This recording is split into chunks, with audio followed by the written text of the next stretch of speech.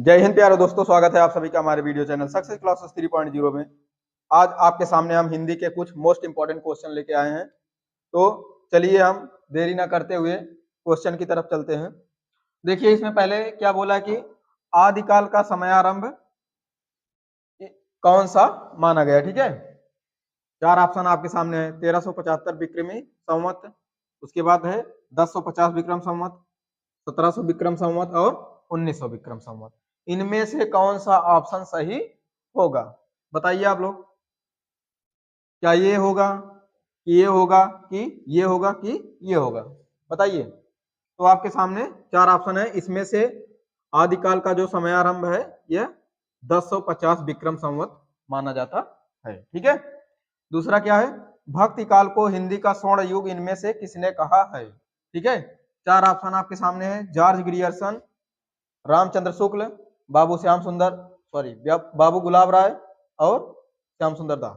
ठीक, तो इनमें से कौन सा ऑप्शन सही होगा बताइए। इनमें से कौन सा ऑप्शन सही होगा। तो भक्ति काल को हिंदी का स्वर्ण युग किसने कहा है, श्याम सुंदर दास जी ने कहा है। ठीक है, अगला देखिए, पूर्व मध्य काल का समय पूर्व मध्य काल जो है उसका समय कौन सा है। ठीक है, पूर्व मध्य काल का समय कौन सा माना जाता है। इनमें से चार ऑप्शन है आपके सामने, 1900 से 1984 विक्रम संवत, 1375 से 1700 विक्रम संवत, 1700 से 1900 विक्रम संवत और 1050 से 1375 विक्रम संवत। तो इनमें से कौन सा ऑप्शन सही होगा बताइए बताइए। तो पूर्व मध्यकाल का जो समय है वह क्या माना जाता है आपका, 1375 से 1700 विक्रम संवत तक माना जाता है। ठीक है, आइए चौथा देखिए क्या दिया है, इनमें से कौन सा नाम मिस्र बंधुओं में सम्मिलित नहीं है। ठीक, क्या ये नहीं है कि ये नहीं है कि ये नहीं है कि ये नहीं है, बताइए। देखिए गणेश बिहारी जो है ये सम्मिलित है। ठीक है, सुखदेव बिहारी भी सम्मिलित हैं, श्याम बिहारी भी सम्मिलित है, लेकिन जो गणेश बिहारी मिश्र हैं ये सम्मिलित नहीं है। ठीक है, चलिए अगला क्या है, हिंदी साहित्य इतिहास का प्रथम लेखक इनमें से किसको माना जाता है। चार ऑप्शन है आपके सामने, गारसा दत्तासी, हजारी प्रसाद द्विवेदी, ग्रियर्सन और श्याम सुंदर दास। ये चार ऑप्शन आपके सामने रखे गए हैं। तो इनमें से कौन सा सही होगा, क्या गारसा दत्तासी होंगे या फिर हजारी प्रसाद द्विवेदी होंगे या ग्रियर्सन होंगे या श्याम सुंदर दास होंगे, बताइए।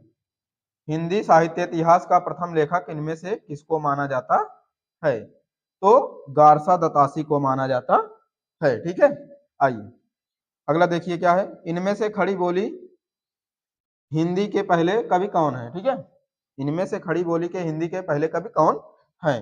क्या अमीर खुसरो हैं या सरहफा हैं या स्वयंभू हैं या भारतेंदु हरिश्चंद्र जी हैं, बताइए कौन सा होगा। तो इसमें आपका अमीर खुसरो को माना जाता है। हिंदी का जो प्रथम कवि माना जाता है वह किसको माना जाता है, अमीर खुसरो जी को माना जाता है। तो दोस्तों ये रहा आपके सामने सातवां क्वेश्चन। इसमें क्या पूछा गया कि निम्न में से हिंदी का प्रथम महाकाव्य किसे माना जाता है। तो ये चार ऑप्शन आपके सामने हैं, बीसल देव रासो, पृथ्वीराज रासो, हुमायूं रासो और परमाल रासो। तो इनमें से कौन सा ऑप्शन सही होगा, ये चार ऑप्शन आपके सामने रखा गया है। ठीक है, हिंदी का प्रथम महाकाव्य किसे माना जाता है बताइए आप लोग।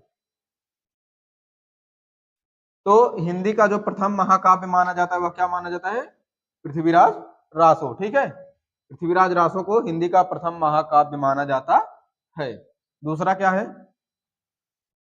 सॉरी 8वां नंबर देखिए क्या है इसमें, जहि मन पवन न संचरई रवि शशि नहीं पवेश, यह उक्ति किस रचनाकार की है। ये चार आपके सामने चार ऑप्शन है, गोरखनाथ, बोधा, स्वयंभू और सरहपा।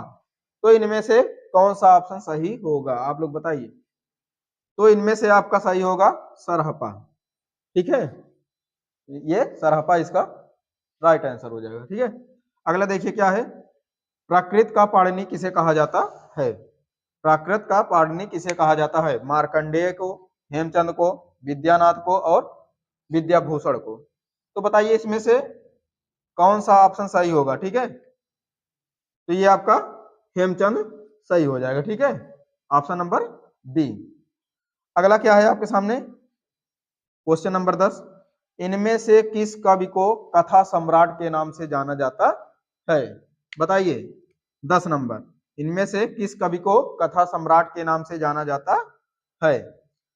आपके सामने 4 ऑप्शन है, प्रताप नारायण मिश्र, बी वाला है श्याम सुंदर दास, सी वाला है प्रेमचंद, डी वाला है कबीर दास। तो इनमें से कौन सा ऑप्शन सही होगा, कथा सम्राट किसे कहा जाता है, तो प्रेमचंद्र जी को। ध्यान रखना, प्रेमचंद्र जी को कई नाम से जाना जाता है, ठीक है। प्रेमचंद्र जी ये अपने जीवन काल में बहुत सारी रचनाएं की हुई हैं, ठीक है, लगभग 300 प्लस रचनाएं की है। जैसे पूस की रात हो गई, पूस की रात, सॉरी, पूस की रात, पूस की रात, दो बैलों की आत्मकथा, दो बैलों की आत्मकथा, आत्मकथा, और क्या है, रंगभूमि, रंगभूमि, रंगभूमि, और क्या हो जाएगा, गोदान गबन, गोदान, अगला है गबन, कफन, कफन, ठीक। तो इनकी बहुत सारी रचनाएं हैं, ठीक है। और क्या हो जाएगा, ये गबन है, ठीक है, गबन, गोदान, रंगभूमि, कर्मभूमि, ये कर्म भूमि भी होगा, ठीक है, कर्म भूमि, कायाकल्प, कायाकल्प, ठीक। तो बहुत सारी रचनाएं इनकी है, ठीक है। तो इस क्वेश्चन का राइट आंसर क्या हो जाएगा, प्रेमचंद, ठीक है। प्रेमचंद जी को कथा सम्राट के नाम से जाना जाता है, ध्यान रखना।